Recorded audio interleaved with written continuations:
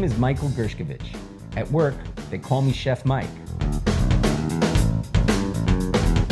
I'm the chef proprietor of Mike's Bistro in Manhattan. I live with my family in Englewood, New Jersey, and it's a beautiful place. But sometimes, I need to get away. I need a change of scenery to relax and to be inspired. Please join me on my fun weekend.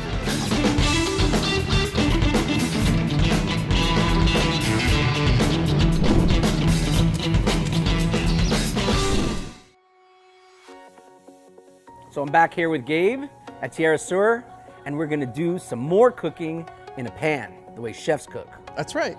This is the filet mignon of kosher cooking, quite literally. This is the ribeye, the center of the ribeye. It's the most prized cut of the ribeye, but we're cooking in a pan. We don't have an oven out here. We have a little burner. We can't cook tall steaks like this in a pan outside and keep turning it. That's not the way something like this works. We're gonna do another scallop cut. I'm just gonna cut a couple of slices here. 1, 2. I think this is gonna give me exactly what I need. I think I'm gonna get 3 pieces. We're gonna make one dish. We gotta make sure they're the same thickness. If they're not the same thickness, they won't cook evenly, and I won't be able to cook them at the same time. Gabe, would you please be my sous chef again? I got you, man. Please take a napkin, dry the protein, and please season it aggressively. Get the pan hot, ready for cooking, and I'll prepare some of these other vegetables. You got it. Let's talk about this celery root for a moment. Also known as celeriac, celery knob, celery root. And you just peel them up, slice them up, and it's as simple as just putting your knife through it. Kind of pretty. They look like little matchstick French fries. Now we got these beautiful baby turnips. What is the flavor of a turnip, in your opinion? Oh, man. You're a little sharp. You know, it can be a little spicy. I find it to be very similar to a mild radish with horseradish. Ah, there you go. Yeah, that's going to go perfect with steak. Simply take a peeler and just come down the sides one time. I'm going to cut that in half. I'm going to try to retain the natural appearance. See how I keep a little bit of the top to show people what it is? I can honestly say that I know who grew those. So actually, those are locally sourced, about 15 minutes away from the winery. From a dear friend of mine who sends me a text message, Gabe, I have this. So we have our meat, we have our vegetables. How about some garlic? You know, I have some garlic here, some nice garlic cloves. I have a little mustard that I'm gonna incorporate into this dish. And we have this beautiful upland cress, which also has a horseradish note, just like the turnip. Before we start, we're gonna do something a little bit different. I want you to put a little oil on the meat instead of in the pan. Ah, okay. So by putting oil on the meat and not in the pan, you get even heat as it hits the pan. And you don't just get heat on the outside, you don't get that weird ring. And if you ever browned anything, you know what I'm talking about. Why don't we put a little fresh herb right on the meat so it sears right into the meat. Chef, take it. Awesome. Don't overcrowd the pan. All right, there you go. There's 1.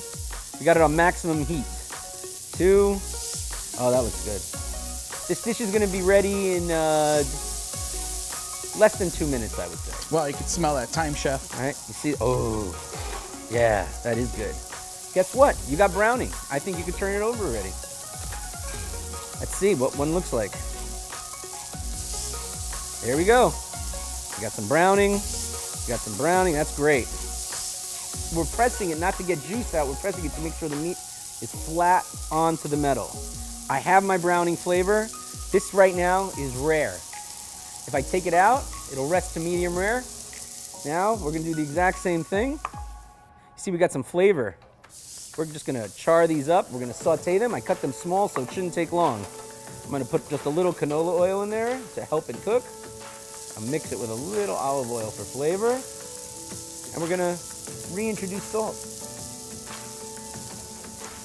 A little pepper. This is gonna be our vegetable garnish. And we're taking advantage of the flavors in the pan. We just browned meat. So there's a lot of flavor there. There's a lot of concentrated flavor there. Let's taste one. Let's see where we're holding. Oh, it's so hot, oh my God. All right. It's already good. Yep. It already has flavor. Yep. Now it's just a matter of taste. In California, they don't like to cook their vegetables too much. Nice and crisp, and you're good to go. Oh, that looks good. That looks good. Now we're gonna finish our sauce. So this sauce is all about, really, it's all about the wine. So the flavor of Zinfandel is pretty distinct. Generally, I always associate Zinfandel with cherries. Oh, It's a very fruit-forward wine.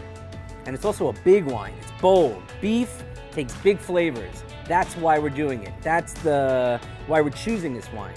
Let's put in a little oil in the pan. Now, whenever you use garlic, and I think we're gonna use a lot of garlic on this dish, why not? You don't wanna burn the garlic, so you gotta be ready to move. Oil goes in the pan, garlic. Burnt garlic is the worst thing you can do. It can ruin a dish. Little by little, you saw how you can pull it off the pan. You didn't want the pan to be too hot. I'm gonna put in a little mustard. Oh, that smells great. I'm gonna put in more thyme. there you go. We're gonna flash the pan.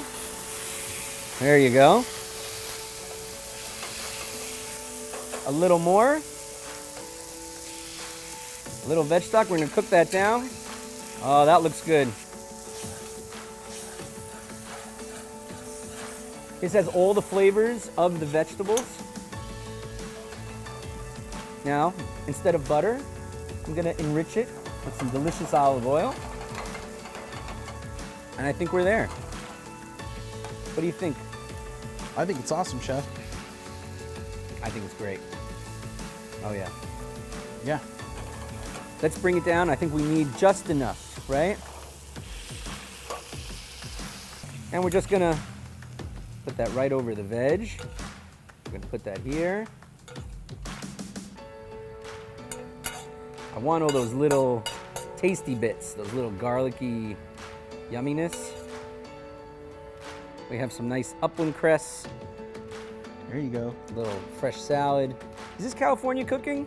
I think so. It's like French California cooking, Yeah. right? This is the way people should cook at home. Exactly. This is the way I would cook if I'm cooking for my wife or my friend, right? It's not about cooking big fat steaks. It's exactly. about cooking quick and having fresh ingredients. Simple. Right on, bud. Let's enjoy it. Thanks.